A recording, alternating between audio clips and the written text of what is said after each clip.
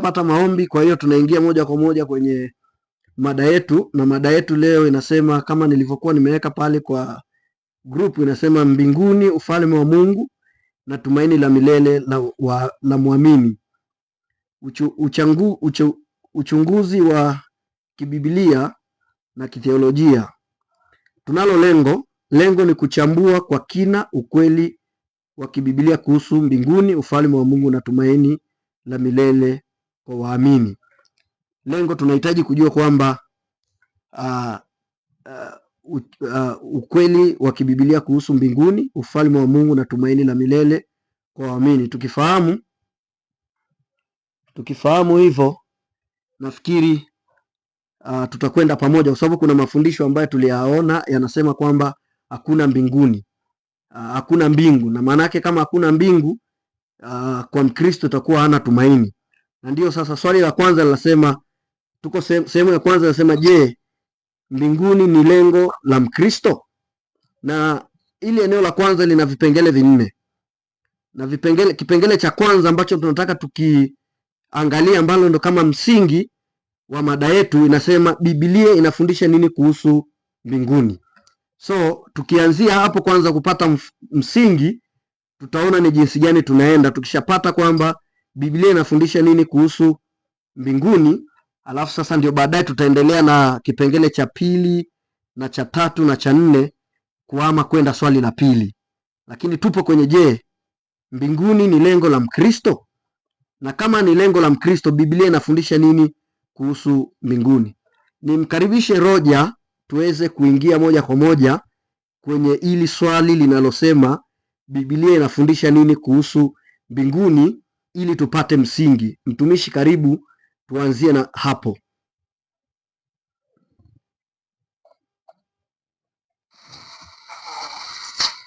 Nashukuru. Kama kuna mtu yeyote na yuko tayari kabla yangu, anaweza akanyosha mkono akatangulia.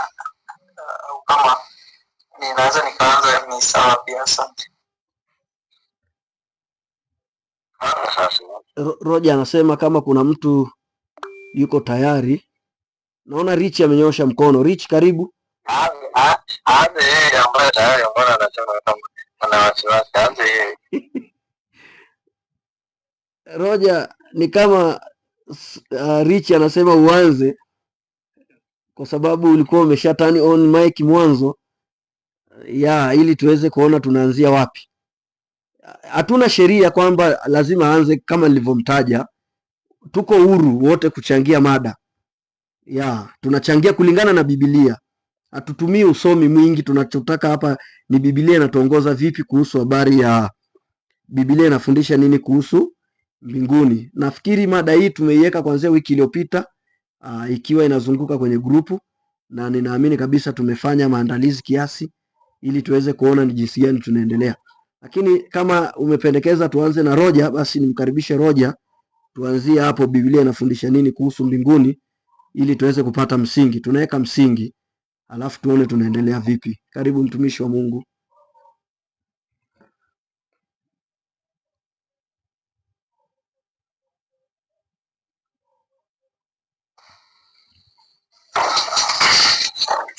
Amina. Ninamshukuru Mungu kwa nafasi ambayo amenipatia. Naamini watumishi wa Mungu watazungumza zaidi. Ndio maana nilitamani nisikie kwa wengine kwanza na mimi nijifunze kwa wengine. Lakini kwa kuwa mmenipatia nafasi, naomba na mimi nichangie sehemu ya mada hii, wakati ambapo ninaamini nitasikiliza mafundisho mengi kutoka kwa wengine walio join, kwa sababu naamini wote ni watu ambao tunaliangalia neno la Mungu. Kwanza niende moja kwa moja kwenye swali linalosema Biblia inafundisha nini kuhusu mbingu au kuhusu mbinguni. Kwanza Biblia, mimi nikisoma Biblia binafsi, sijasoma sana kwenye vitabu na nini na watu wameandika nini, ila kulingana na maandiko matakatifu ambayo ninayaona kwenye Biblia, nitajaribu kuleta na vifungu mbalimbali. Kwanza, Biblia inanionyesha kwamba mbingu ni mahali patakatifu. Mbingu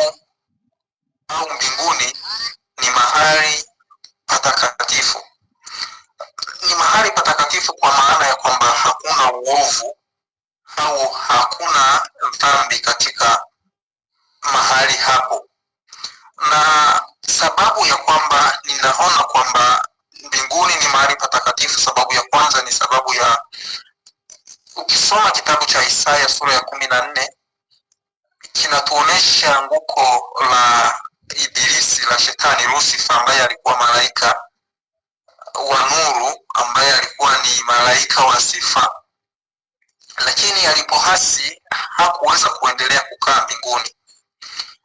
Mungu alimuondoa huko kwa sababu ya ule uasi. Mungu alimtupa kutoka mbinguni na akamtupa duniani kwa sababu ya kile ambacho kinaonekana kwamba mbinguni hakuwezi kukaa kitu ambacho ni kichafu, kwa sababu ya kiburi ambacho alikuwa nacho Lucifer, hakuweza kukaa huko. Lakini hata ukisoma kitabu cha Ezekieli, wasomi wa Biblia, tunaonesha namna alivyosema atajiinua kuliko yeye aliye mkuu kuliko Mungu. Lakini Mungu baada ya Lucifer, baada ya kuhasi, hakuendelea kubaki huko. Kwa hiyo hii inaonesha kwamba mbinguni ni mahali patakatifu na ni mahali ambapo hapana dhambi, hakuna dhambi ambayo inaweza ikakaa kule. Lakini ukisoma kitabu cha Ufunuo, hii ni sehemu ambayo nitasoma, watumishi wa Mungu, nitasoma Ufunuo kama uko na Biblia, sura ya 21 mstari wa 27.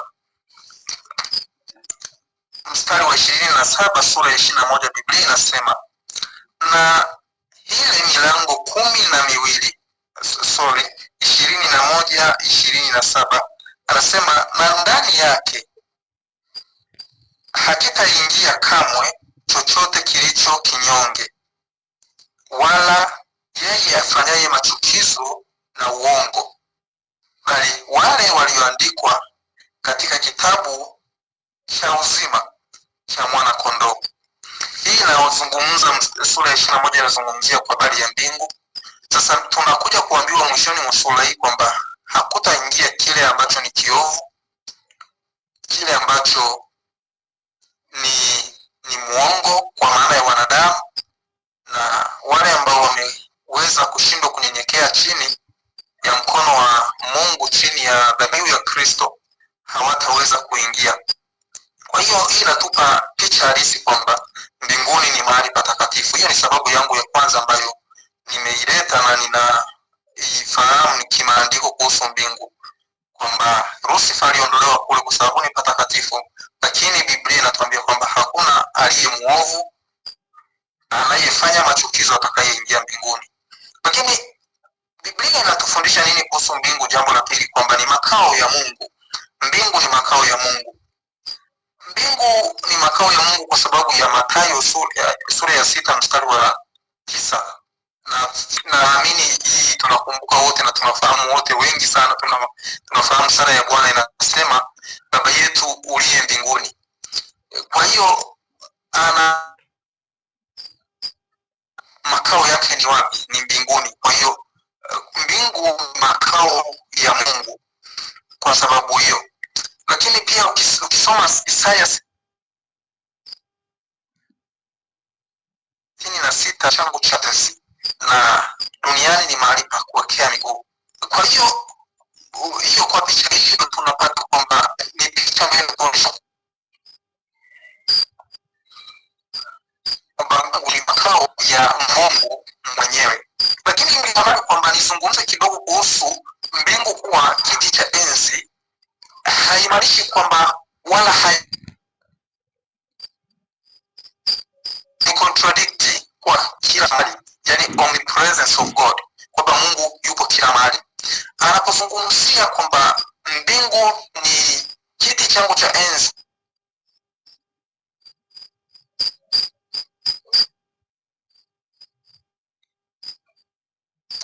sehemu yenye utakatifu wa anakaa, na utukufu ulioko mbinguni, utakatifu ulioko mbinguni ndio unaonesha kwamba Mungu ni nani, na mahali hapa ndipo panapompendeza Mungu. Ndio tukikumbuka kwamba hata sauti ilitoka mbinguni, utukufu wa Mungu ulikuwa unashuka kutoka mbinguni. Kwa sababu hiyo haimaanishi kwamba Mungu hayupo kila mahali au hapa duniani hayupo. Yupo, ila kwa sababu ya utukufu ulioko huko inatuonesha kwamba ni makao ambayo Mungu anakaa milele, kwa sababu Mungu ni mtakatifu na Mungu changamani na dhambi. Kwa sababu ya utukufu na utakatifu wa huko inatuonesha hivyo. Sehemu ya pili,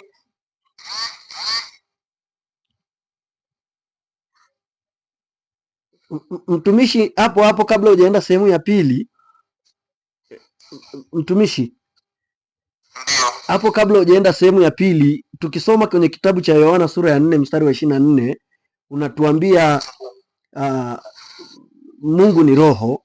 Sasa mtu anaweza kuwa na swali, je, kule mbinguni Mungu anakaa vipi? Anakaa physically kama sisi, au yani Biblia inavyosema kuwa baba yetu alivyo kule mbinguni yuko kwa namna gani? Labda mtumishi utufungue hapo tuweze kuelewa kidogo, kwa sababu kuna msikilizaji atasikia hii alafu atajiuliza hapo huu mstari unaposema Mungu ni roho, alafu mtumishi anaposema Mungu anakaa mbinguni, anakaa katika mazingira gani? Kwa nataka kidogo hapo uelezee mtumishi, ili tuweze kupata picha. Karibu. Yes, na nashukuru, na ndio maana nimetangulia kusema sababu ya kwanza ya utakatifu kwamba ni mahali patakatifu, na kwa sababu Mungu ana sifa ya utakatifu. Mungu sifa yake ni mtakatifu, na nikaja kuzungumza kwamba sehemu ya pili ni kwamba ni makao ya Mungu, na nikasema kuwa makao ya Mungu haindoi sifa kubwa ya Mungu ya kwamba yuko kila mahali, na maana duniani, mbinguni, kote yupo. Sehemu nyingine ameandika hata uende kuzimu huwezi kujificha sura ya Mungu. Hii ina maana gani? Nikazungumza nikasema hii inaweza ikawa ni kwa sababu ya utukufu wa kimbingu, inaendana moja kwa moja sifa ya Mungu kwamba Mungu ni mtakatifu. Sasa kwa sababu hiyo, hii inatoa picha moja kwa moja ya kwamba Mungu anakaa katika sehemu takatifu, na ndio maana hata katika taifa la Israeli walipojenga hekalu, sehemu ambapo sanduku la agano lilikuwa linakaa kuwakilisha uwepo wa Mungu, palikuwa ni patakatifu pa patakatifu, ambapo palikuwa panaonesha kwamba kule aliyekuwa na dhambi alikuwa haingii. Kwa hiyo picha hiyo inaweza ikatupa uhalisia wa kwamba mbinguni mahali patakatifu ni sehemu iliyojaa utukufu wa Mungu. Ili uingie mahali patakatifu pa patakatifu, kuhani alikuwa anapaswa atoe dhabihu kwanza kwa niaba yake, kwa ajili yake, alafu atoe kwa ajili ya watu wengine pia. Kwa hiyo ni eneo ambalo ilikuwa inakaa, na walikuwa wanasema kwamba ni Mungu alikuwa anaketi mahali pale, alikuwa anawakilisha kwa Mungu. Hiyo mbingu ni mahali patakatifu, sio kwa sababu Mungu yuko kila mahali, ila ni kwa sababu ya description ya maelezo kuhusu hali ya kule, na kwamba kiovu na kichafu kiwezi kukaa huko. Na sababu ya mwisho ambayo ninaweza nikaitoa kuhusu mbingu, kuhusu Biblia inafundisha nini kuhusu mbingu, ni kwamba mbinguni ni tumaini la waamini. Mbinguni, kabla sijaenda kwenye tumaini la waamini, kwamba Yesu alitoka mbinguni, lakini pia alirudi mbinguni. Kisoma Yohana sura ya 6 mstari wa 38, Yohana anasema kwamba yeye ni mkate ulioshuka kutoka mbinguni, kwa maana ya mana iliyoshuka kutoka mbinguni. Lakini ukisoma Matendo ya Mitume pia sura ile ya kwanza mstari wa 9 mpaka wa 11, wakati Yesu anapaa kwenda mbinguni, kurudi mbinguni, Biblia inatuambia akapaa kuelekea wapi? Kuelekea mbinguni. Na tunafahamu Yesu ni nani? Yesu ni Mungu mwenyewe. Hii inatupa picha ya kwamba mbingu ni mahali aina gani? Ni mahali ambapo Mungu anakaa. Kwa hiyo makao ya Mungu ni mbinguni, kwa maana ya nature ya mazingira hayo, kwamba ni mahali patakatifu, ni mahali patakatifu. Lakini ya mwisho, mbingu ni tumaini la waamini, kulingana na Biblia inavyozungumza. Nilivyotafuta kwenye maandiko nikaona kwamba ni mahali pa waamini, yani watakatifu pia. Biblia inatufundisha kwamba wote tumetenda dhambi. Ukisoma Warumi sura ya 3 mstari wa 23, kwamba kwa maana wote wametenda dhambi na kupungukiwa na utukufu wa nani? Utukufu wa Mungu. Kwa nini nimetumia neno waamini? Kwa sababu wanadamu wote Biblia inasema wametenda dhambi.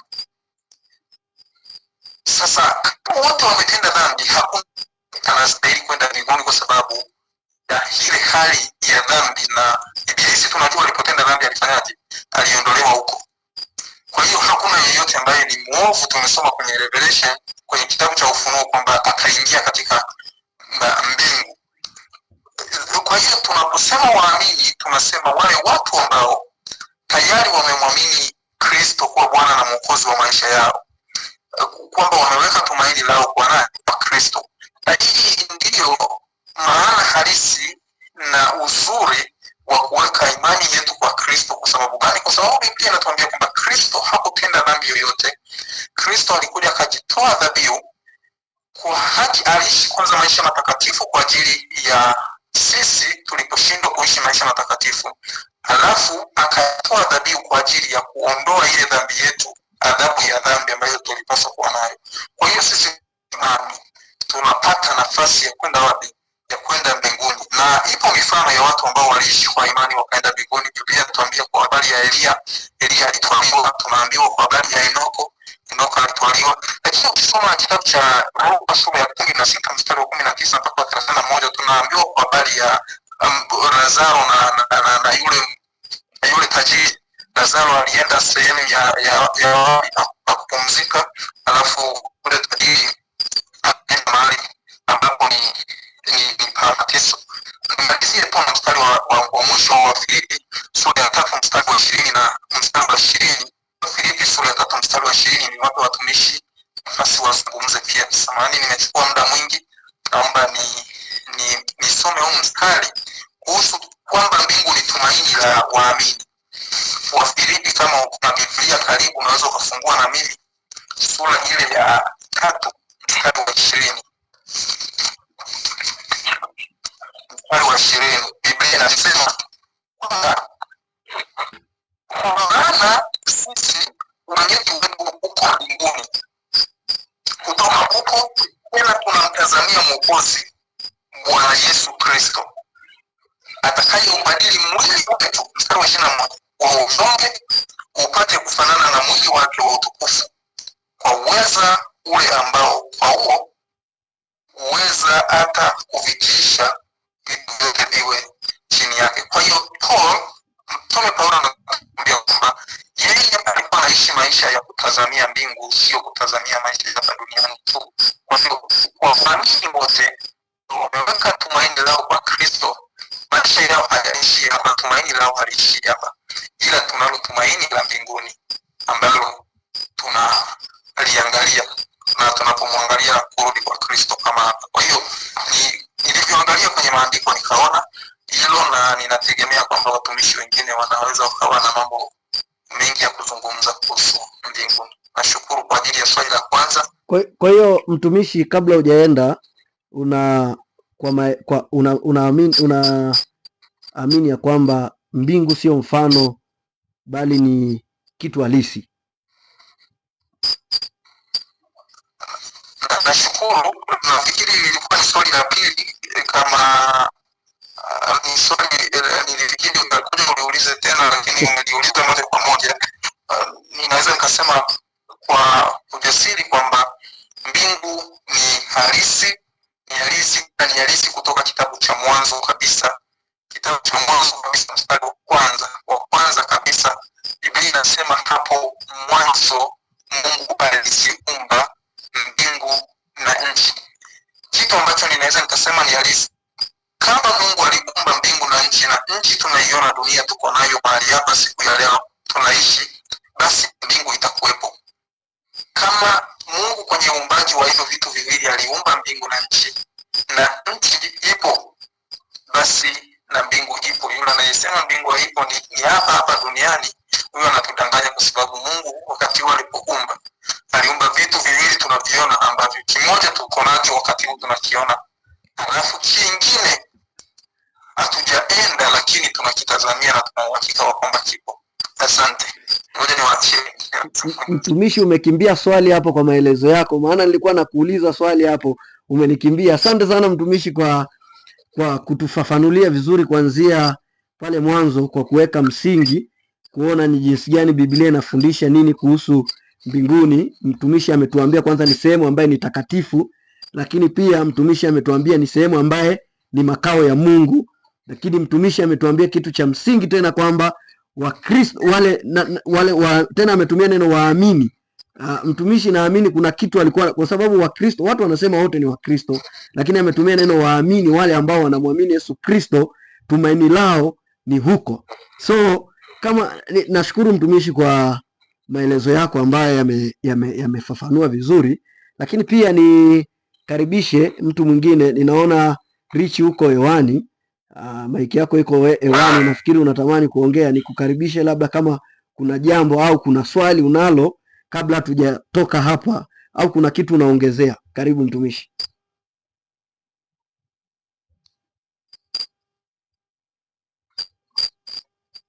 Asante, nashukuru kwa kunipatia nafasi hii. Kwanza nashukuru Mungu aliyetupatia kibali, na ninaungana na mtumishi wa Mungu kulingana na swali lile ambalo liko mezani, kwamba swali linauliza habari za mbingu.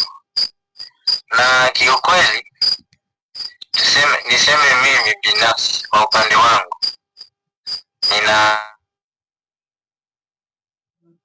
kulingana na swali hili ambalo tumeulizwa kwamba Biblia inafundisha nini kuhusu mbinguni,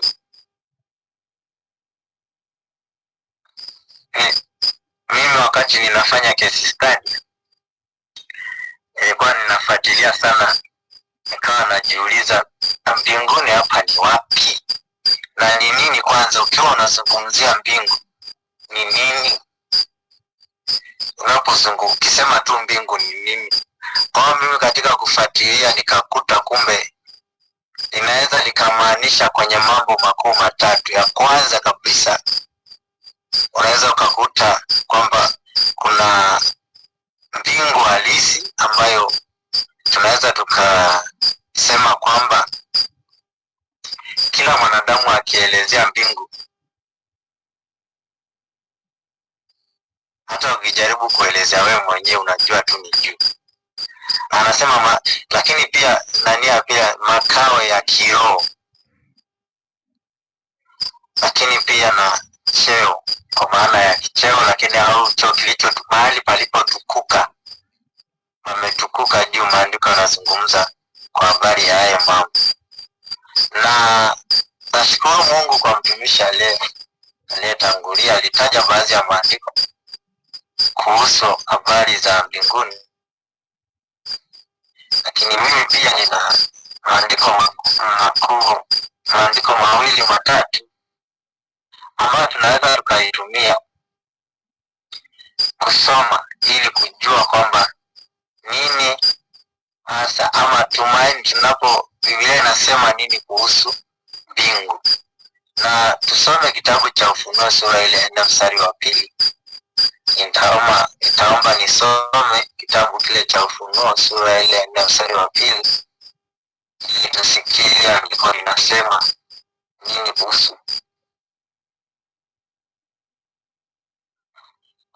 habari ya mbingu ama mbinguni. Mstari wa 2 Biblia inasema, na mara alikuwa katika roho, na tazama kiti cha enzi kimewekwa mbinguni, na mmoja ameketi juu ya kile kiti. Sasa tumeshaambiwa kwamba kuna, tunapozungumzia mbinguni pia inaweza ikachukuliwa kama mahali palipotukuka, mahali pa juu. Kwa hiyo hii haifungi, na ndio maana mtumishi pale aliweka kwamba isifunge, kwamba hii lugha ya picha isifunge kwamba ndio Mungu anakaa tu kule, hayupo huku tulipo sisi. Kama wanatheolojia tunajua kwamba hii ni lugha kubwa ya kuelezea namna mbingu ilivyo nzuri, namna mbinguni palivyo na utakatifu, palivyo na hali ya uzuri usioelezeka.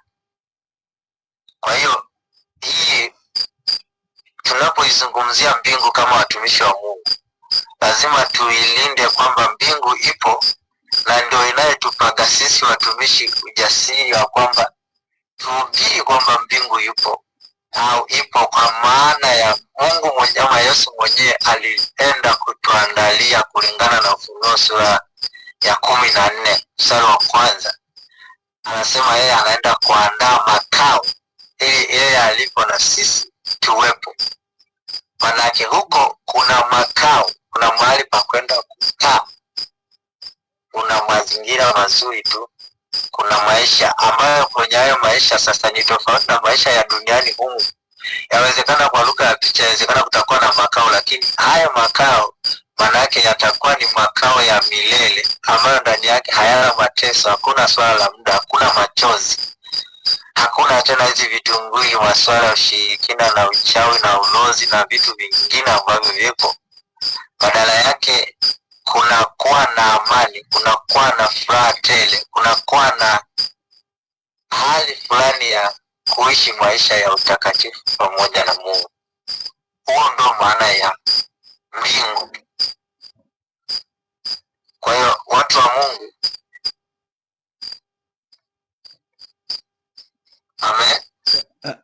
amen. Amina mtumishi, nimeona umeiweka sawa, hiyo imekaa vizuri, ni sehemu ambayo imetukuka na umetuonesha vizuri, ni sehemu ambayo Kristo ameenda kutuandalia makao. Tunashukuru kwa hilo. Au kulikuwa kuna kitu unaongezea? Labda tu nilikuwa napenda tuone kwamba na tuone kwamba nilikuwa nataka pia tuone kwamba na wapendwa kama sisi ama waamini, ili ni la muhimu, ili tusije tukakata tamaa huku duniani, maana tusingekuwa na sababu ya kuamini kama hakuna mbingu ama hakuna ahadi hii. Ndio maana kwenye kitabu cha Waebrania 8 mstari wa 1 na hata Wakorintho 15:42 mpaka 44 tunaweza tukasoma hayo maandiko, ama tusome tu moja na Waebrania 8:1. Kuna mambo tu mengi mazuri unaweza ukaona ambayo yanampa Kristo ama mtu tumaini. Kwa mimi nilikuwa naongezea kwa kuweka habari hiyo, lakini tumalizie hichi kitabu kisha niruhusu mtu mwingine aongezee kama anakuongezea ama hivi. Biblia inasema mstari wa 1 katika Waebrania 8 mstari wa 1, Biblia inasema basi katika hayo tunayosema neno lililokuu ndilo hili, tunaye kuhani mkuu namna hii, aliyeketi mkono wa kuume wa kiti cha enzi cha ukuu mbinguni. Hii inaonyesha kwamba Yesu kama kuhani ambaye alienda kwenye madhabahu ya mbinguni, sio madhabahu ya duniani ambapo makuhani wa Agano la Kale ndio walikuwa wanaifanyia kazi. Huyu yeye ameenda kwenye madhabahu ya mbinguni ili kutuombea, kutufanyia upatanisho huko mbinguni. Manake huyu ni kuhani mkuu ambaye ni Yesu Kristo, tayari ameenda huko anatufanyia upatanisho. Na hii inatupa hakikisho kwamba mbingu ipo, sio kama duniani. Kwa anayesema kwamba duniani hakuna au anayesema kwamba mbinguni hakupo, huyo mtu ni mharibifu na amekosa tumaini, amekosa mafundisho ya uhakika. Amen. Amen. Kwa hiyo mtumishi, unasema mtu anayekataa mbingu hata mkono wa heri tusimpe kabisa. Huyo ana mafundisho ya ubongo, huyo anatukatisha tamaa kwanza. Huyo anakatisha watu tamaa. Nashukuru sana. Asante mtumishi, nashukuru sana. Turn off mic yako. Nimebarikiwa na vile ambavyo umetupeleka na ukatuonesha maandiko na umekaa pale pale Roja ambako alikuwepo. Hakika hilo ni jambo la msingi. Tumeona vile ambavyo umeendelea kuonesha msingi Biblia inavyofundisha kuhusu habari ya mbingu. Lakini kama kuna swali watu wa Mungu unaweza kuuliza, au kama kuna kitu unaweza kuongeza hapo, Julieti mchungaji, kama kuna jambo Kuna rafiki yetu hapa amejoin baadaye, Wahenge. So kama kuna jambo unaweza either ni swali, unaweza ukanyoosha mkono namna hii, alafu ukauliza, ukapewa nafasi ya kuuliza kabla hatujaendelea mbele. Lakini pia kama kuna, nafikiri Charles ana jambo la kusema. Karibu mtumishi, nikukaribishe. Alafu asante sana mtumishi wa Mungu. Mimi hapa nilikuwa naona mbingu. Kwanza mbinguni nimeona kwamba ni sehemu ya juu, kwa sababu nimeangalia katika Biblia, nimeona neno mbinguni limetajwa mara 429. Kila sehemu inanionyesha kwamba ni sehemu ya juu, lakini mstari ambao unanipa kunionyesha kwamba Mungu ni mahali ambapo Mungu anakaa. Nikisoma katika kitabu cha Mambo ya Nyakati wa pili, sura ile ya 7 mstari wa 14. Mambo ya Nyakati wa pili, tasoma Mambo ya Nyakati wa pili sura ya 7 mstari wa 14. Neno la Bwana linasema,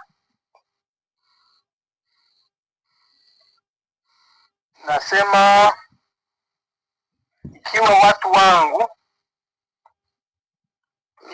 wangu walioitwa kwa jina langu watajinyenyekesha na kuomba na kunitafuta uso na kuziacha njia zao mbaya, basi nitasikia toka mbinguni na kuwasamehe dhambi yao na kuiponya nchi yao. Kwa hiyo inanionyesha kwamba tumaini la waumini wote ambao wanamtegemea Mungu, wakimwomba Mungu yeye aketie katika mahali patakatifu, atatusikia na atakuja kuiponya nchi tukizitubia dhambi zetu na kuiponya nchi yetu. Kwa hiyo inaonyesha kwamba mbingu ipo, wala sio jambo la kusema kwamba ni jambo la kufikiria. Na sehemu nyingine ambayo inatuonyesha hivyo ni mtumishi Rogers alikuwa ameshaionyesha kutoka Luka 16:19 hadi 31. Sitaisoma. Inatuonyesha mambo ambayo tajiri na Lazaro, inatuonyesha kwamba huyu alikuwa sehemu ya mateso na huyu alikuwa sehemu anafarijiwa. Kwa hiyo tunaonyesha kwamba wale waumini ambao wanamwamini Kristo watakaa kwa kufarijiwa, wakingojea wakifarijiwa. Kwa hiyo tunaona kwamba mbingu ni sehemu ambayo waumini wataenda, na Yesu mwenyewe anasema kwamba ninaenda kuandalia makao, kama sio hivyo ningeliwaambia. Kwa hiyo hilo ni tumaini la waumini wote ambao tunaamini kwamba mbingu ipo, wala si jambo la kufikiriwa kama wengine wanavyosema. Kwa hiyo ndo hayo tu. Mtumishi, nashukuru kwa mchango mzuri. Umeendelea kugongea msumari hapo hapo. Na hakika tunaona ni jinsi gani vile umeanza ukisema Biblia imeonesha mara 100 ngapi mtumishi? Charles mchungaji, umesema imeonesha mara 100 ngapi? Mara 429. Hiyo ni serious kabisa, mara 429. Nafikiri watumishi mmeona hiyo research iko clear sana, inaonesha jinsi gani mbingu ni kitu ambacho ni ina nguvu. So kile Juliet, una neno mama la kuzungumza? Maana wewe ndio mama hapa sasa, tusije tukawa tumekuacha nyuma. Kama una kitu cha kuongezea au labda una swali kupitia hapo, karibu, nikukaribishe, usinyamaze sana.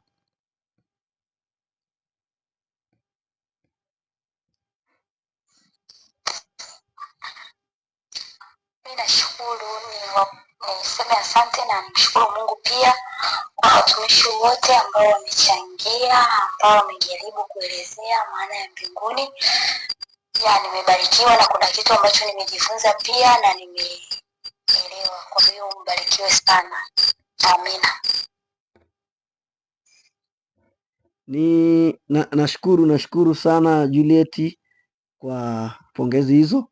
Wahenge, nimkaribishe. Una jambo mtumishi wa Mungu, aidha ni swali au kuna kitu unaongezea hapo? Karibu. Habari za uzima wapendwa. Ukabila vile jamu.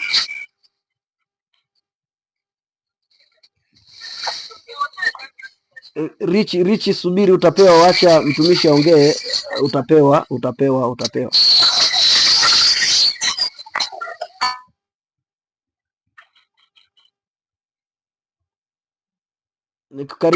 Nikukaribishe.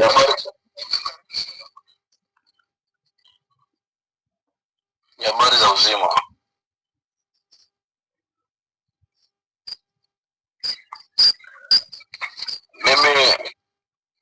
Mimi nina swali kidogo kwa sababu nimeingia mada tayari imesha kuwepo.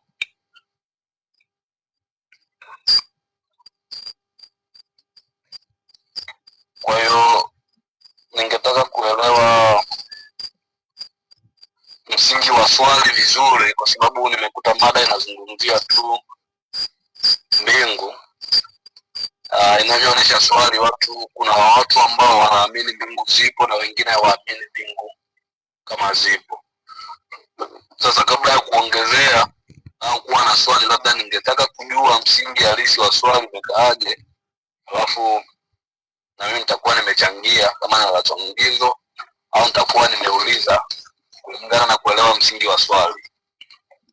Asante sana. Roja amenyosha mkono. Karibu mtumishi, kuna jambo?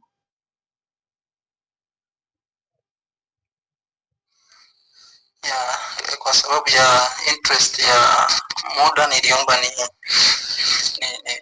mjibu kwamba swali lilikuwa linazungumza kuhusu, of course sio swali moja, ni swali ambalo limeungana. Tunajadili kuhusu mbingu, ufalme wa mbinguni na tumaini la uzima wa milele kwa waamini.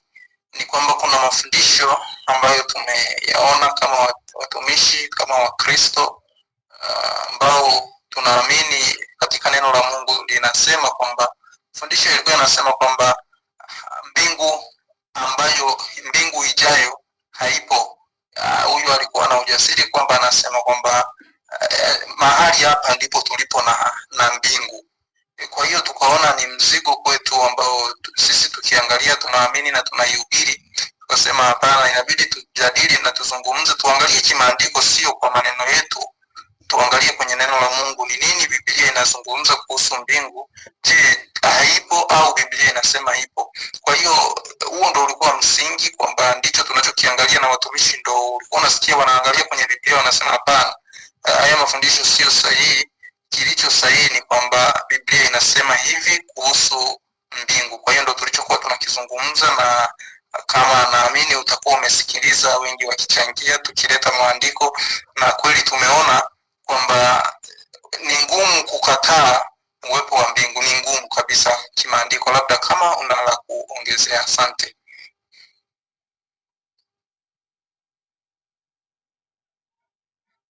Asante. Mimi niseme asante sana kwa kupata msingi wa swali.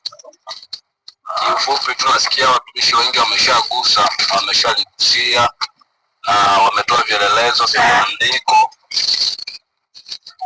Kwa hiyo mbingu zipo na zitaendelea kuwepo.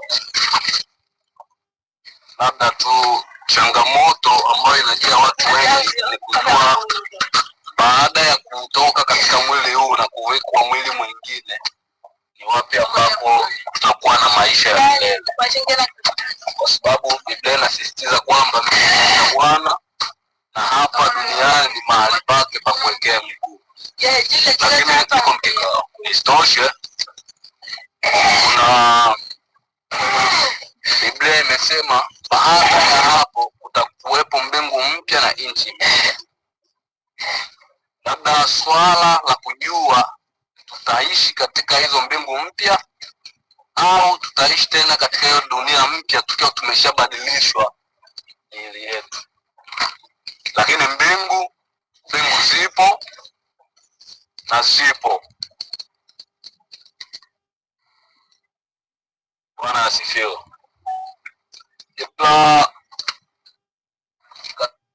Katika hilo kuna mambo matatu ambayo watu tunapaswa kuliangalia. Mbingu ni mahali pa juu, na Biblia imetoa maana na tofauti ya hayo mambo. Kuna anga la kawaida, kuna anga la nyota na sayari, lakini pia kuna makao ya Mungu. Na jumla hivi vitu vitatu ndio vinajumuisha neno mbingu. Kwa hiyo tu na mimi nimeungana na watumishi kuwa mbingu zipo na zitaendelea kuwepo, lakini jambo ambalo la kujifunza labda na linaleta swali kwa watu wengi ni baada ya haya maisha tutaenda kuishi mbinguni huko? Na kuna maandiko yamesomwa hapa kwamba pale nitakapokuwepo ndipo na nyie mtakuwepo. Naenda kuandalia makao, kwa Baba yangu na makao mengi, pale nilipo nanyi mtakuwepo. Labda tu hilo ndo ningeacha na dokeza kwenye hilo swali, ili tuliangalie kwa kina na kulipatia nalo ufafanuzi zaidi. Asante. Nashukuru mtumishi kwa kugongea msumari hapo. Nimepata kitu hapo.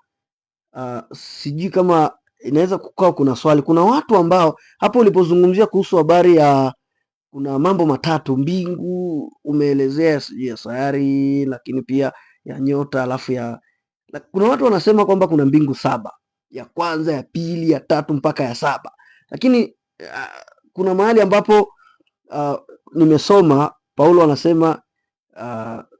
anasema mbingu mpaka mbingu ya 3 kama sikosei. Sijui yani mtumishi, hebu tuweke clear hapo. Je, kuna mbingu 7 au ni ipi kutokana na maandiko? Nikaribishe labda Roja, kuna kitu unataka kuongezea hapo kabla hatujaenda kujua tu uko kwenye hilo swali, kwa sababu kuna swali la msingi hapo umeuliza kwamba sasa ni kwa namna gani tunaenda kukaa kule. Tutafika hapo liko na tutafika hapo ninaamini, lakini nataka kujua hapo kwenye mbingu, kwa sababu hapo kwenye mbingu kuna mafundisho ambayo yanapita kwamba kuna mbingu ngapi, ni mbingu 7 au ni mbingu 3. Karibishe Roja hapo, alafu tukishamaliza hapo tutoke hapo tuende sehemu nyingine.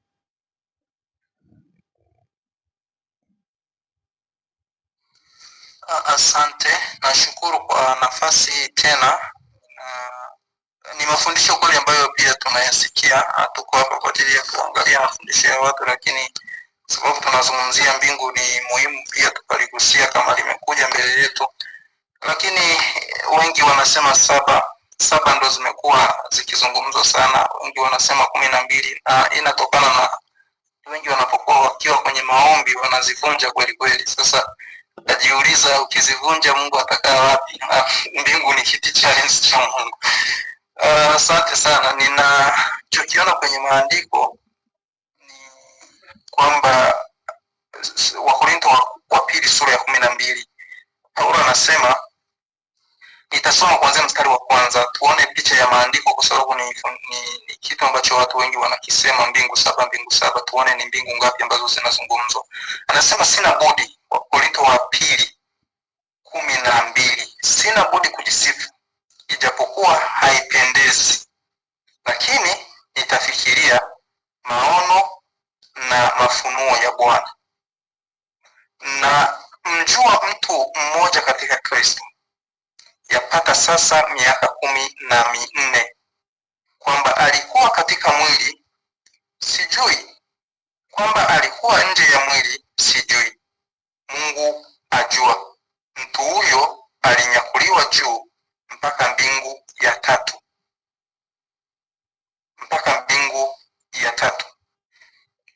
Baada ya hapo hatuoni sehemu nyingine ambayo inazungumza mbingu ya 4, mbingu ya 5, mbingu ya 6 wala mbingu ya 7, hata ya 12 ambazo unasikia watu wanazivunja sana kwenye maombi. Hivyo mtumishi ameelezea vizuri kwa habari ya anga la kawaida, anga la nyota na mahali anapoketi Mungu. Ninachopaswa kuzungumza ni kwamba mimi sijui ni anafananaje kwa wakati huu, hatujui ambao hatujaenda, lakini picha ya maandiko yanayotuonesha natuonesha kwamba mbingu ipo, lakini na huyu hakuzungumza zaidi ni panafananaje, lakini hii inatudhihirishia pia kuwa mbingu ipo, na tunaambiwa mbingu ya 3 ndipo ilipochukuliwa, na hakuna sehemu nyingine tunaona mbingu zaidi ya hizo. Kwa hiyo naweza nikasema kwamba hizo nyingine tusijiongezea maandiko, labda atakayekuja akiwa na maandiko atuoneshe kwamba zinatoka hizo 7. Asanteni. Tunashukuru mtumishi kwa hiyo, kwa clear hapo, na umetupa vizuri kwenye kile kifungu ambacho Paulo ameonesha.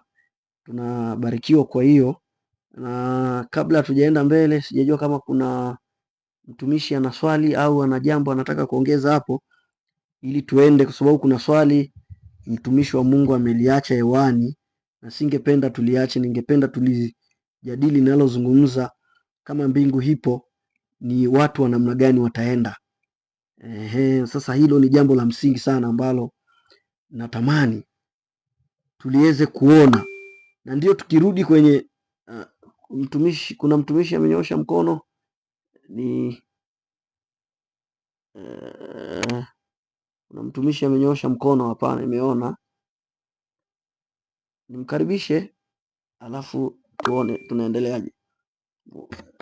Nafikiri ni wawili, lakini nitaanza na yule wa kwanza alafu ndo tutakuja kwako Rich. Karibu mtumishi wa Mungu. Asante. Mimi tu nitaka kuchangia hapo. Unajua kuna watu ambao wanazidisha namna ya upako, watu mpaka wanaomba tufike mpaka kwenye mbingu ya 7. Hiyo mbingu haipo, lakini ni katika tu ile namna ya watu na tupo kwenye wakati wenyewe ambao Biblia imesema nyakati za dalili za siku za mwisho kutakuwa na mambo mengi sana. Mafundisho ya uongo yatafananishwa kuwa ya ukweli na watu watayaamini na wataishi katika hilo fundisho. Sasa kama mpendo alivyotoka kusoma hapo, watu wanashindwa kutoa tafsiri. Habari za mbingu ya kwanza ndio hii ambayo tunaiona kila siku, unavyoitazama unaiona. Unaona mawingu, unaona ndege, unaona mvua, unaona upepo. Ndio hii ambayo tunaiona kila siku. Lakini mbingu ya pili ndio kuna jua, kuna mwezi, kuna nyota na sayari zingine. Lakini mbingu ya 3 ndio huku ambako ndio mbingu ambayo tunaizungumzia sasa hivi, sasa ambayo tunatafutia majibu, na ndio ambako nimeacha msingi wa swali langu kwamba ndio kuna mbingu, kuna makao ya Mungu, kuna sehemu ya watakatifu, kuna malaika na kuna uzima wa milele. Ndio ambako Paulo aliandika kuhusiana na hiyo mbingu ya 3 ambayo mtumishi ameacha ameigusia hapo. Kwa hiyo sasa katika hizi mbingu 3 au zinavyojieleza, ndio watu wanaenda wanaongeza wanafikiri zimefika mpaka kwenye mbingu ya 7, kwa sababu namba 7 mara nyingi inatumika kwenye utimilifu wa Mungu. Sasa na watu wanaenda wanavuka mpaka kwenye mbingu ya 7, lakini ni jambo ambalo halina uhakika na sio kweli. Asanteni sana. Hilo ndio nilikuwa nataka niache naonesha hapo. Asante mtumishi, asante kwa kukazia hapo, ni jambo la msingi. Tuna muda unakimbia na bado ni kama tuko tu kwenye msingi. Ninataka nitoe dakika 1 kila mmoja, na yani natamani mtu akichangia changia dakika 1 au amekamilisha, alafu tunaenda sehemu nyingine. Nimemwona where are you, mtumishi wa Mungu, ulikuwa mbali sana. Rich ulinyoosha mkono, ni sijui kama unaendelea au nimkaribishe where are you hapa, kwa sababu hiyo ni injili. Ukisikia mtu anakuambia where are you, hiyo ni injili na kuita.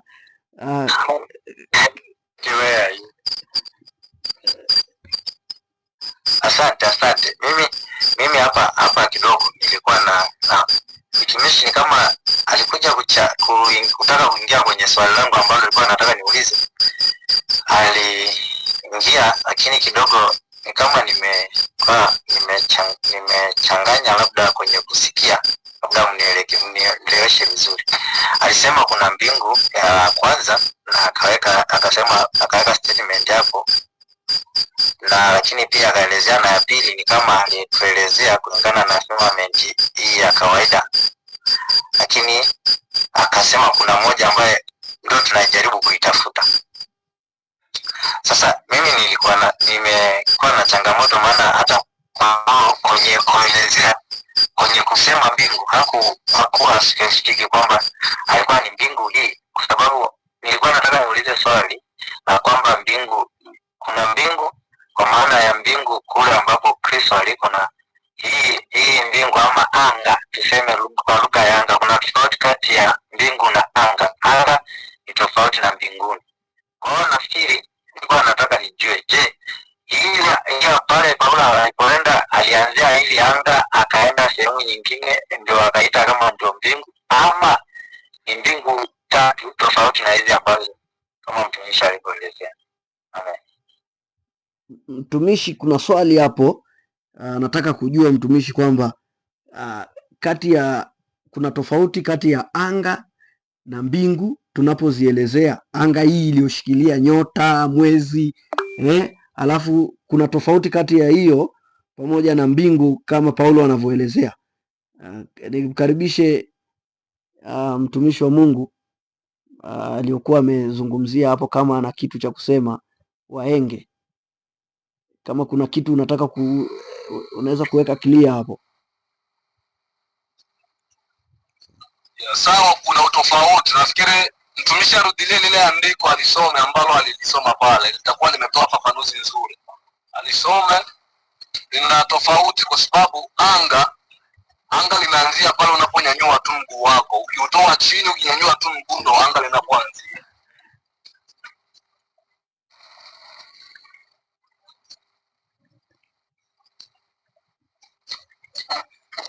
Naona Roja amenyoosha mkono.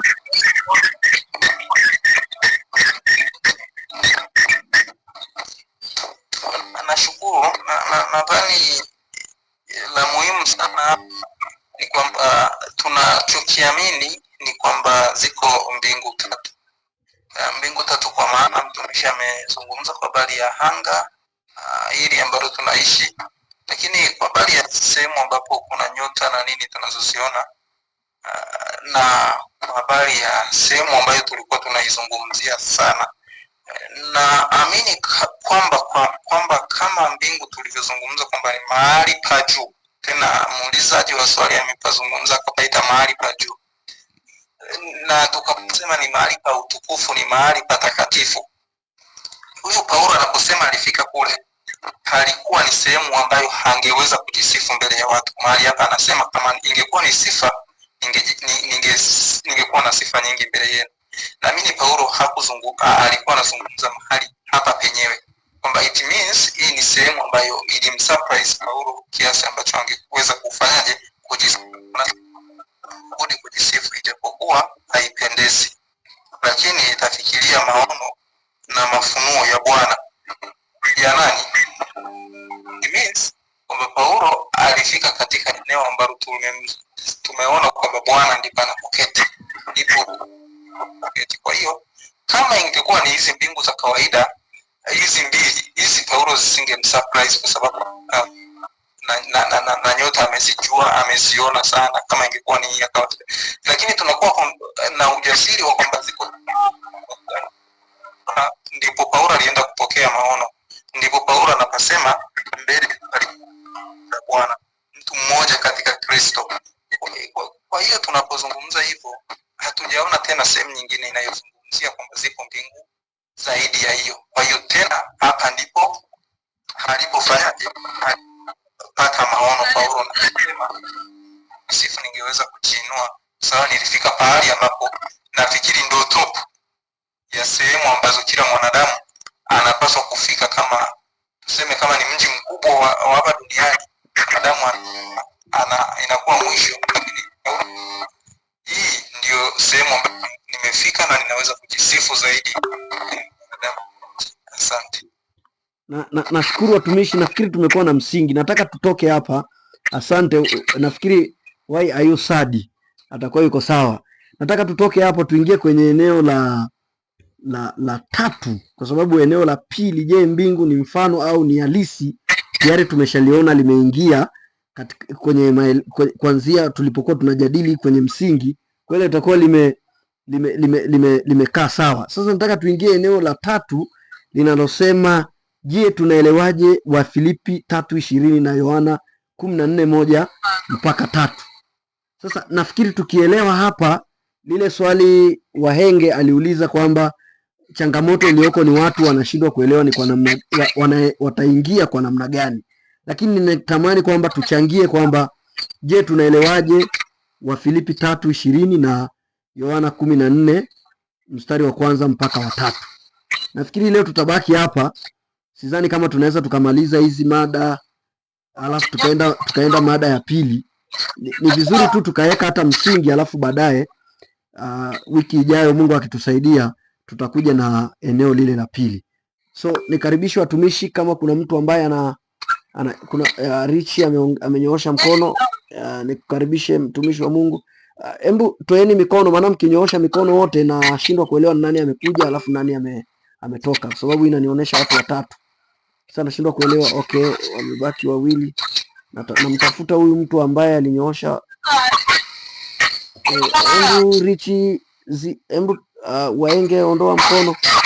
Amebaki Waenge. Waenge, kuna neno unataka kuzungumza?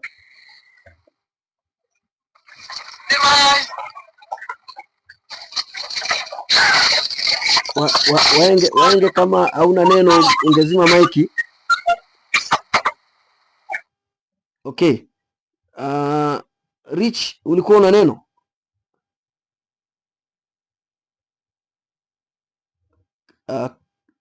Kama hakuna, basi nataka tuingie kwenye ile eneo la tatu. Je, tunaelewaje Wafilipi 3 mstari wa 20 na Yohana 14 mstari wa kwanza mpaka wa 3. Nikaribisha watumishi hapo mchango, tuone tunaelewaje vipi hapo. Mchungaji Charles, umekaa kimya kwa muda mrefu, labda kuna ukiangalia Wafilipi 3 mstari wa 20 na Yohana 14 mstari wa kwanza mpaka wa 3, unaweza kutuambia tunaeleweje hii, ili tuone tunaendeje sasa kulingana na mada tulionayo. Karibu mtumishi. Asante sana mtumishi wa Mungu. Kama ilivyoandika, nitasoma kwanza Yohana 14 mstari wa kwanza mpaka wa 3. Yesu anawaambia wanafunzi wake kwamba msifadhaike mioyoni mwenu, mwaminini Mungu, niaminini na mimi. Nyumbani mwa Baba yangu mna makao mengi, kama sivyo ningeliwaambia, maana naenda kuandalia mahali. Basi mimi nikienda na kuandalia mahali, nitakuja tena niwakaribishe kwangu, ili nilipo mimi nanyi muwepo. Kwa hiyo tunaona kwamba nikitafakari mstari huu, mwanadamu alikuwa ameandaliwa mahali pazuri pa kuishi milele pale alipowekwa katika bustani ya Edeni. Lakini baada ya dhambi, tumeshaona msingi kwamba Mungu kwamba ni mtakatifu, hataki kitu chenye dhambi kiishi mahali pake. Kwa hiyo alimfukuza mwanadamu katika hiyo bustani ya Edeni ambayo ilikuwa imeandaliwa kwa ajili ya mahali pazuri pa kuishi mwanadamu, na akamfukuza ili asije akanyosha mkono na kuchuma katika mti wa uzima akala yale matunda akaishi dhambini milele. Kwa hiyo huu mstari tunamuona Yesu Kristo sasa anakuja duniani ili awafanye watu wanaomwamini waweze kuishi mahali pazuri ambapo Mungu alikuwa amepaandaa pale mwanzo. Kwa hiyo akamleta Yesu Kristo, na hapa anawaambia kwamba msifadhaike mioyoni mwenu, mwamini Mungu, niamini na mimi. Kwa hiyo anatuandalia. Yesu Kristo ndiye amekuja kuwa mpatanishi toka pale mwanadamu alipofukuzwa katika bustani ya Edeni. Alikuwa mkiwa, kwa sababu tunaona kwamba Mungu alikuwa anamtembelea mwanadamu kila ifikapo jioni, na labda walikuwa na maongezi. Biblia haisemi, lakini natuonyesha kwamba Mungu alikuwa anakuwa akiwatembelea. Lakini alipokuja siku moja akakuta hao wanadamu wametenda dhambi, aliwafukuza.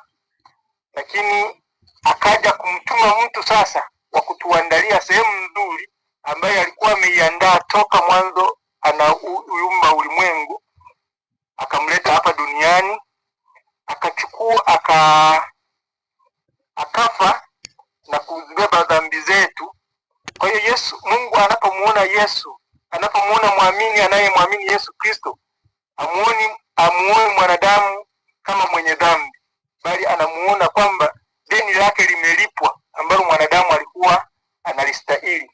Kwa hiyo Yesu hapa anatuambia kwamba tusifadhaike, anaenda kutuandalia mahali kwa wale wanaomwamini. Kisoma Yohana ile moja, Yohana mtakatifu sura ya 1, anasema kwamba alikuja kwa walio wake. Sawa, nimekuona mtumishi. Alikuja kwa walio wake, lakini walio wake hawakumpokea, bali wote waliompokea aliwafanya kuwa wana wa Mungu.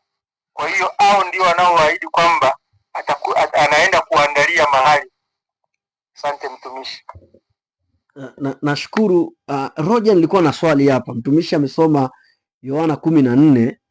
Kuna swali hapa nataka tuliweke wazi. Ili swala nataka unijibu mtumishi wa Mungu kwa faida ya wengi. Yohana 14, nisome Yohana 14 mstari wa 2. Maandiko yanasema, nyumbani mwa Baba yangu mna makao mengi, kama sivyo ningeliwaambia, maana naenda kuandalia mahali. Nataka mtumishi ujadili neno makao. Yaani makao kwa maana ya kwamba kutakuwa kuna nyumba ili tuweze kuelewa, au hii imekuaje? Hii lugha hii imekaaje mtumishi hapa? Nyumbani mwa Baba yangu mna makao.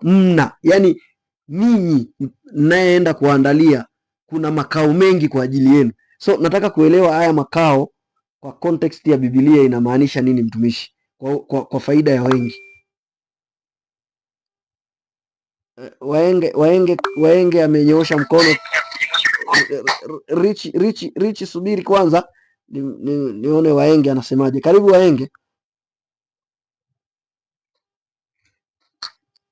Nataka niguse hapo ambako umeliacha hilo swali. Nafikiri mtumishi wa Mungu yeye ameanza moja kwa moja kwenye andiko la pili. Na mimi nataka niache na toa maana halisi ya hili andiko. Alafu nafikiri katika kutoa kwangu maana halisi ya ufafanuzi nitakuwa nimejibu hilo swali ambalo unatoka kumuuliza mtumishi hapo, ili kwamba ajibu. Kwanza, haya yalikuwa ni mafundisho makuu ambayo Yesu wakati anakuwa analiaga kanisa au anawaaga mitume aliwaweka moyo kwa kutaka kuwaonesha kazi wanayoifanya kwamba haina hasara, lakini mna faida kubwa na kuu ambayo itawafanya waishi katika tumaini walilokuwa nalo katika maisha yao ya kawaida kama tunaishi ya kila siku. Kitu cha kwanza aliwaambia wasifadhaike katika mioyo yao. Yesu alitaka kumaanisha wasiogope. Kitu cha pili, wasivunjike moyo. Lakini kitu cha tatu, waendelee kumwamini. Kwa maana alijua alikokutana nao, jamii waliokuwa wakiishi nao, walivyokuwa wanajitafutia na tayari wamekuja kumwamini. Kwa hiyo ujumbe mkuu wa hili swala la kwanza, mstari wa kwanza, alikuwa anataka kuwapa tumaini wakati wa hofu, wakati ambao walikuwa wakitaka kuingiliwa na hofu ya kutokuendelea na imani. Yeye anasimama, anawapa tumaini na kuwatoa hofu. Jambo la pili, ndo kuna msingi wako kwamba nyumbani mwa Baba mna makao mengi. Yesu alikuwa anataka kuonesha nini hapa? Jambo la kwanza, hakuonesha hiyo makao mengi yapo kwa kila mtu. Makao kwamba nyumbani mwa Baba yangu mna makao mengi, hayo makao hayapo kwa kila mtu. Na Yesu hakuenda mbali na maisha yetu tunavyoyaishi sasa hivi. Tunayaona mpaka leo, wale watu ambao hawakuandaliwa nafasi au baba zao, wazazi wao kutengeneza maeneo ya wao kuishi, hao watu mpaka leo wanaishi kwenye maisha ya taabu sana. Leo utamkuta hapa, kesho utamkuta pale, kesho kutwa utamkuta pale. Lakini Yesu anataka kuwaonesha kwamba jambo la kwanza, kuna nafasi kwa watu wa Mungu. Hayo makao mengi yamewekewa wale watu watakao muamini Kristo kuwa Bwana na Mwokozi wa maisha yao, ndo wana haki ya kuishi katika hayo makao ambayo ni mengi. Jambo la pili, kuna uzima wa milele ambao hao watu pia wanaomwamini Kristo watarudishiwa uzima ambao mwanadamu aliumbwa nao kabla ya kuanguka. Ina maana wataishi katika ule utukufu wa milele ambao mwanadamu aliumbwa nao kabla ya kutenda dhambi. Kwa hiyo makao mengi yanaonyesha upendo na maandalizi ya Mungu kwa watu wake. Lakini jambo la tatu linalosema kwamba naenda kuandalia mahali. Ilikuwa inaeleweka kama Yesu anaandaa uzima wa milele kwa wale watu wanaomwamini. Na jambo la pili, kupitia kifo na ufufuko wake sisi tupate kurudishiwa ule uzima wetu. Ndio maana aliahidi kwamba anaenda na atarudi tena na watu wake watakuwa pamoja naye milele. Kwa hiyo alikuwa anaweka msingi na tumaini la Kikristo kuhusu maisha yetu ya milele yatakavyokuwa kulingana na tunavyoishi sasa. Asante mtumishi, nashukuru ili tukimbizane na muda. Nimeelewa kwamba umezungumzia hii ni lugha ya picha. Umezungumzia alikuwa anajaribu kutumia lugha ambayo sisi tunaweza tukaelewa. Ndio kitu nilikuwa nataka hapo, kwa sababu kuna watu wanasema kwamba kule kuna vyumba, kuna chumba kiko hapa, na pia kuna mafundisho sijui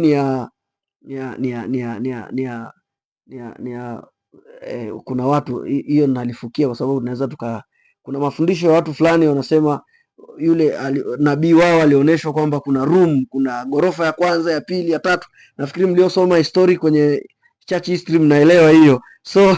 So kuna ambao huwa wanasema kuna hizo rooms zipo. Kwa hiyo ndio maana nimeona hapa tusitoke. Okay, mtumishi, ninawashukuru sana kwa michango yenu ambayo imekuwa ni ya baraka. So nilikuwa nataka tutoke hapo alafu tumalizie na Waefeso sura ile ya 2 mstari wa, japo hatutamaliza hii mada leo, tutarudi nayo, tutaangalia jinsi tutakavyoirudisha. Waefeso sura ile ya 2 mstari wa 5 na mstari wa 6 ambao Biblia inasema ni Waefeso sura ya 2, nimesema Waefeso sura ya 2 mstari wa 5 na mstari wa 6. Maandiko yanasema, hata wakati ule tulipokuwa wafu kwa sababu ya makosa yetu, alituuisha pamoja na Kristo, yaani tumeokolewa kwa neema, akatufufua pamoja naye, akatuketisha pamoja naye katika ulimwengu wa roho katika Kristo Yesu. Sasa swali liko, je, ametuketisha pamoja naye katika ulimwengu wa roho, je, ni kitu ambacho ni halisi saa hii au ni kitu ambacho tunakitazamia kwenye theology ya kwamba ni tayari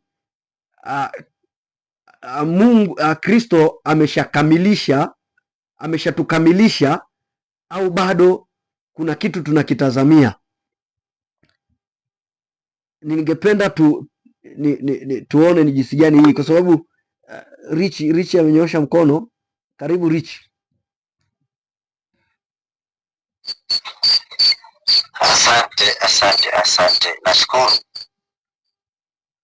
Nashukuru kwa hili swali. Kwa mfano, kwa sura ya 10 nataka kujenga pale, lakini ninachotaka kusema kwa haraka ili nisipoteze muda ni kwamba Biblia inasema nyumbani mwa Baba yangu mna makao mengi. Biblia imetumia makao mengi, lakini hakusema kwamba ndio tunayo sasa hivi. Ila amesema yapo, ila anaenda kuandaa. Mtumishi, nilikuwa nimeshafunga huko, umerudi huko, nakimbizana na muda, naona tuna dakika 10 tu. Nilikuwa nataka hata mtumishi amenionyesha kuna mstari tumeuacha, lakini mtumishi, naomba ule mstari wa Filipi 3:20 tuuingize kwenye hapo kwenye Yohana 14 mstari wa 1 na wa 3, kwa sababu inazungumzia uraia wa mbinguni. So nataka turudi hapa kwenye Waefeso 2:5 hadi 6. Inamaanisha nini? Je, hii ni hali za kiroho au utimilifu kamili? Na kama ni utimilifu kamili, inaondoa utukufu wa baadaye katika maana ya kwamba, je, ni tayari tumekamilishwa au bado? Nikaribishe hapo. Ndio mimi kwa ufupi labda niseme kwamba kwa sababu hilo ni swala la kiroho, ninaamini kwamba tunaenda kukamilishwa baadaye. Sasa hivi kama Kristo aliposema ukiunganisha na kule, tunakuja kugundua kumbe bado hicho kitendo, lakini tunaelekea. Okay, tunaelekea.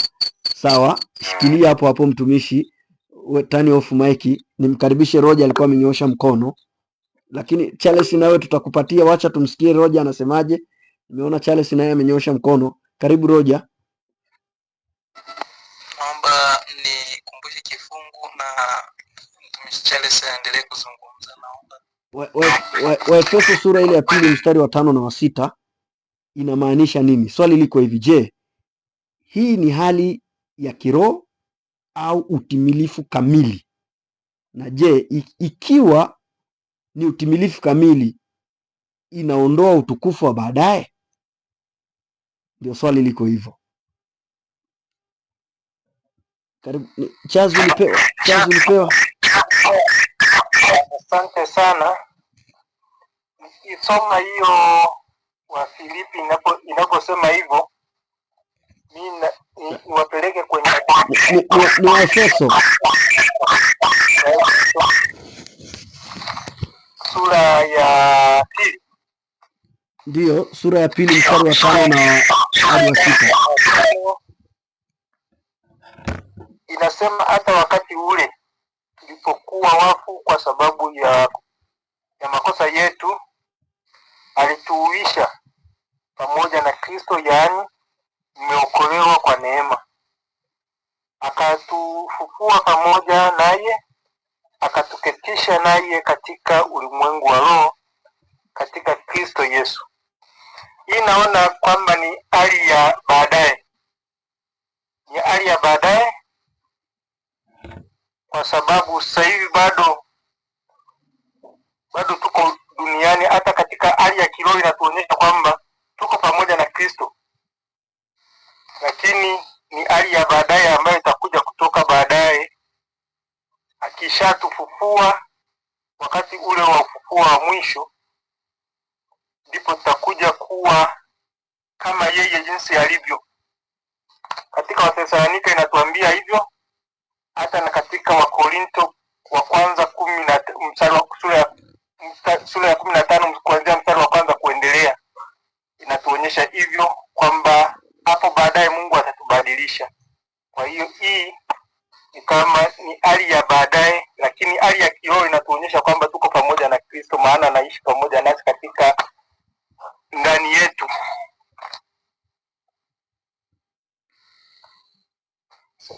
Asante mchungaji Richi. Kabla huja kuja Roja, labda una au maana ulikuwa umenyoosha mkono, mtumishi wa Mungu. Kuhusu Waefeso, wakati ninasoma nimeona mstari wa 5 pamoja na wa 6 na wa 7 vinaingiliana na Wafilipi, hiyo mstari tuliouacha. Mimi ninaamini kwamba anaposema wakati tulipokuwa wafu, tulipokuwa hatujamwamini Kristo, ina maana mtu ambaye bado hajaweka imani yake kwa Kristo anahesabika kama ni mtu ambaye amekufa. Kwa sababu ya nini? Kwa sababu ya makosa, kwa sababu ya dhambi. Ina maana kwamba nje ya Kristo sote tunakuwa tumekufa, na ndio maana Biblia inasema kwamba kwa maana wote wametenda dhambi na kupungukiwa na utukufu wa Mungu. Kwa hiyo Paulo anasema wakati tulipokuwa wafu, tulipokuwa hatujaamini, roho zetu bado zinaiendea dhambi, tulikuwa katika nini? Tulikuwa tumekufa katika makosa, lakini halituuisha pamoja na Kristo. Hiyo kitendo inafanyika pale unapoweka imani yako kwa nani? Kwa Kristo. Ina maana the moment unamwamini Kristo, hilo tukio linaanza. Hilo tukio linafanyaje? Linaanza kufanya kazi, ili katika zamani zinazokuja au dhihirishe. It means the moment ile kitendo tu tunamwamini Kristo, hata maisha yetu hayaendelei kuwa the same na maisha ya zamani. Yanaanza kuwa maisha ya taraja, yanaanza kuwa maisha yanayoangalia mbele. Nitarudi kwenye Wafilipi mstari tuliouacha ndo sehemu ya sura ya 3 ambayo tunaona Paulo anazungumzia yeye mfano wake mwenyewe baada ya kuokoka. Anaonya watu, anawaambia Bwana, ukianzia mstari wa 1, muweni makini na watu wanaoleta mafundisho ya uongo. Ndipo sehemu ambapo tunaona Paulo anasema kwamba aliyahesabu mambo yote kuwa kama mavi kwa sababu ya uzuri wa nani? Ya uzuri wa Kristo, ili apate kufanyaje? Apate kushuhudia ule utukufu. Ndipo tunapoona mistari hii ni sura ambayo watu wengi wanaipenda, wanaisoma, wanatiwa nguvu. Kwa sababu ya nini? Kwa sababu ambavyo Paulo alionyesha kile ambacho baada ya yeye kuokolewa alianza kuishi maisha ambayo ni ya tofauti. Lakini pia ukisoma huu mstari ambao tuliusoma tukauacha, ambao tunaambiwa kwamba kwa maana wenyeji wetu ni mbinguni. Sasa Paulo anaonyesha kwamba kwa kila aliyeokoka hata kuwa anawaza tu mambo ya hapa duniani, na ndio maana Paulo aliamua kusacrifice baadhi ya vitu vyake. Kwa sababu ya nini? Ya mbinguni. Kwa sababu anajua huko wakati utafika atafanyaje? Atachukuliwa. Maisha ya hapa duniani yataisha na mbingu ni bora kuliko hapa duniani. Na ndio maana nikasema kwamba the moment tunaokoka hata maisha yetu yanabadilika, yanaanza kuwa na tumaini tofauti. Anasema ili katika Waefeso sasa anasema mstari wa 7, ili katika zamani zinazokuja udhihirishe wingi wa neema yake. Sasa mbele sasa anapoendelea ndipo Mungu anadhihirisha zaidi neema yake kiasi kwa wema wake kwetu sisi katika Kristo Yesu. Sasa hapo ndipo tunapoona kwamba tunayo sasa hivi taraja ambalo linaanza kuishi ndani yetu. Tayari Kristo anatawala ndani yetu katika roho, lakini kuna uhalisia utakuja kudhihirika kabisa mbeleni, ambao tutaona sasa kwa macho na tutakuwa sasa katika roho tu. Maana Biblia inatuambia tutafanana na mwili wa utukufu kama yeye ana mwili wa utukufu ambao ulifanyaje?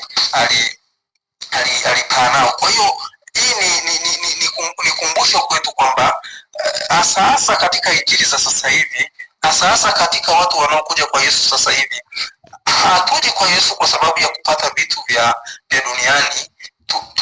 Tunapoingia kwa Yesu, kwanza taraja letu linapaswa kuwa ni kuangalia mbele. Tunaona mtumishi wa Mungu alisacrifice, alitoa sadaka hata alivyokuwa navyo.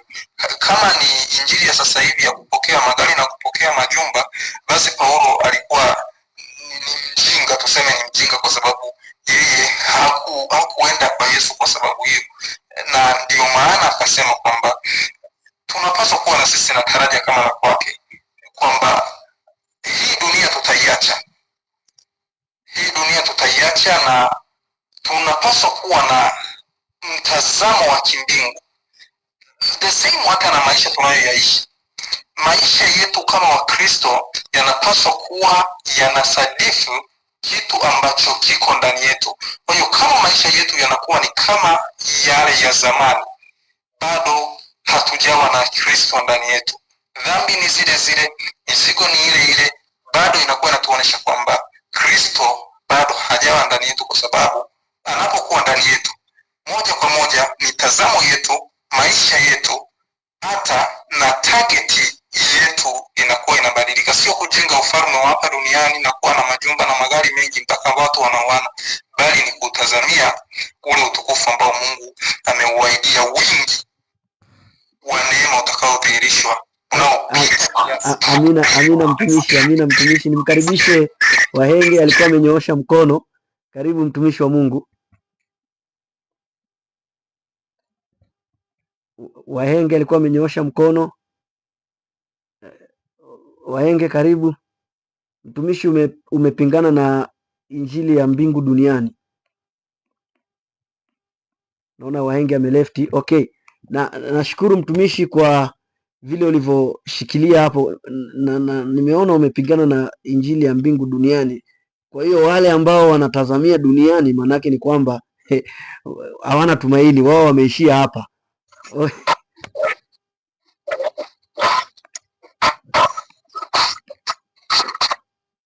Wahenge, ulikuwa umenyoosha mkono.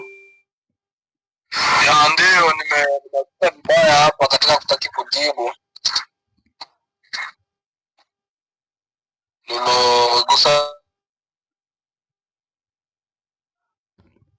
Naona Wahenge hajatulia kwa sababu ya changamoto za hapa na pale. So ni shukuru watumishi wa Mungu kwa vile mmeweka sawa. Tumeona vile watumishi wa Mungu mmekuwa. Mtumishi wa Mungu, tulikuwa tunamaliza, naona umekuja, labda ulikuwa unazungumzia nini haraka haraka? Kuna sekunde dakika hapo.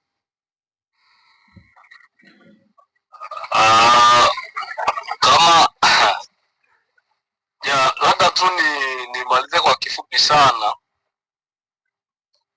Huo ni Yesu alituonesha jambo la rohoni, sio kwamba lipo sasa hivi, lakini alilionyesha, alituambia ili kwamba tujue wokovu ni zawadi ya Mungu, tujue Kristo mwanaye alileta maisha mapya ndani yetu, na muamini anatambulisha au anatambulishwa kwenye maisha mapya baada ya kumwamini Yesu Kristo, na anatumaini la uzima wa milele.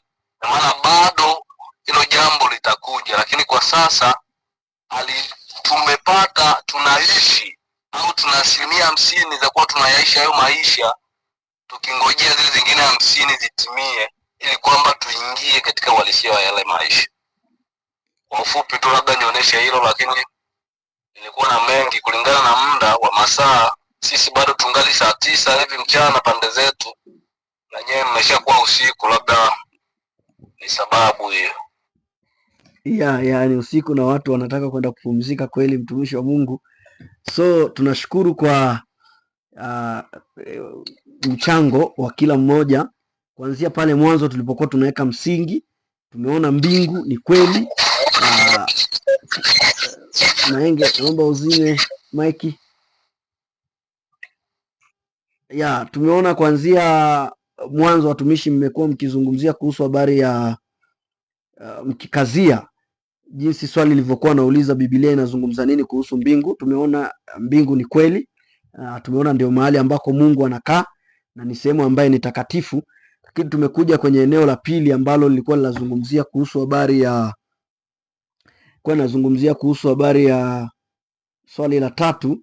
Swali la pili lilikuwa linazungumzia kuhusu Wafilipi 20 Yohana 14:1-3, lakini tukaenda kwenye Waefeso kwa sababu lengo la haya mafundisho ni kuonesha, kwa sababu mtumishi aliyokuwa anafundisha alikuwa anaonesha kwamba kulingana na Waefeso tayari Mungu Kristo ameshakamilisha, hatuna ufalme mwingine, ni huu tulio nao.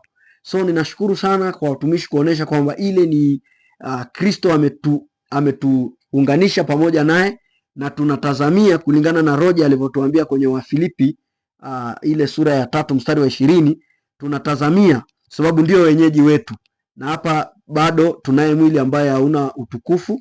Tumeona Chazi amegusia kwenye Wakorinto wa kwanza sura ya 15.